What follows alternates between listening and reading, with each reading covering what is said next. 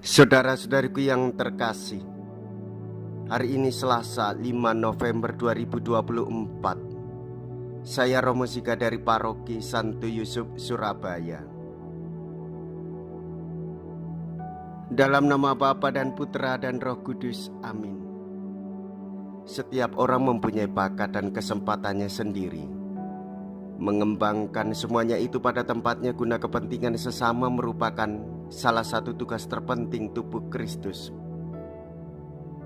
Cinta kasih tulus mencari cara dan saat yang tepat untuk menyapa orang, maka ia akan duduk bersama kita pada perjamuan kerajaan Allah. Pergilah ke semua jalan dan persimpangan, dan paksalah orang-orang yang ada di situ masuk, karena rumahku harus penuh. Mea culpa, mea culpa, mea maxima culpa. Marilah kita berdoa. Allah Bapa kami, sumber sukacita sejati, baharuilah kiranya kami dengan semangat saling melayani sesama. Semoga segala tingkah laku kami selalu membuat bahagia dan gembira sesama.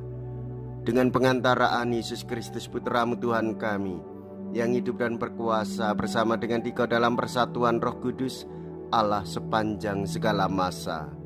Amin. Tuhan bersamamu dan bersama rohmu.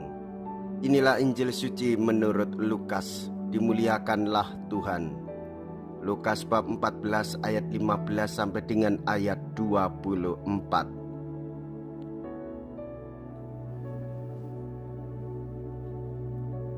Pada waktu itu Yesus diundang makan oleh seorang Farisi. Sementara perjamuan berlangsung, seorang dari tamu-tamu berkata kepada Yesus, "Berbahagialah orang yang akan dijamu dalam kerajaan Allah." Tetapi Yesus berkata kepadanya, "Ada seorang mengadakan perjamuan besar. Ia mengundang banyak orang. Menjelang perjamuan dimulai, ia menyuruh hambanya mengatakan kepada para undangan, 'Marilah, sebab segala sesuatu sudah siap.' Tetapi mereka semua minta dimaafkan. Yang pertama berkata, 'Aku baru membeli ladang dan harus pergi melihatnya. Aku minta dimaafkan.' Yang lain berkata, 'Aku baru membeli 5 pasang lembu kebiri dan aku harus pergi mencobanya. Aku minta dimaafkan.' Yang lain lagi berkata, 'Aku baru saja menikah dan karena itu aku tidak dapat datang.' Maka kembalilah hamba itu dan menyampaikan semua itu kepada tuannya. Lalu murkalah tuan rumah itu dan berkata kepada hambanya, 'Pergilah segera ke segala jalan dan lorong kota dan bawalah kemari orang-orang miskin dan cacat, orang-orang buta dan lumpuh.'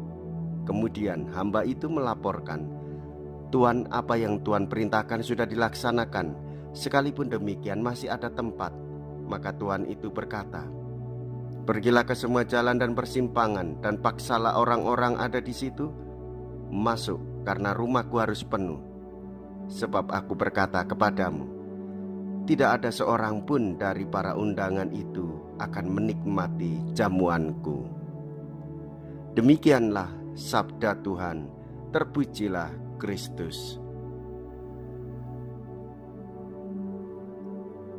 Saudara-saudariku yang terkasih,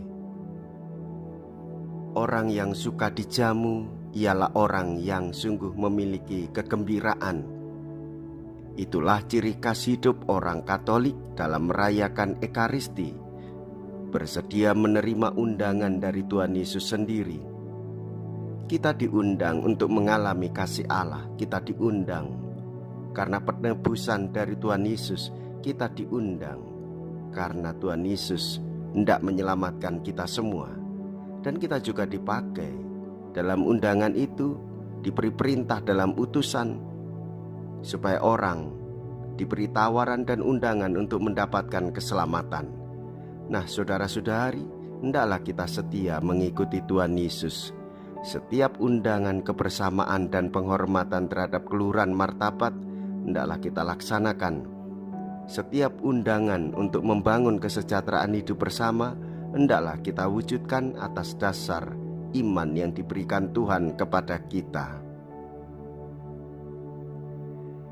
Jikalau kita berani hidup menderita dalam Yesus, maka kita pun akan dipermuliakan di dalam Kristus.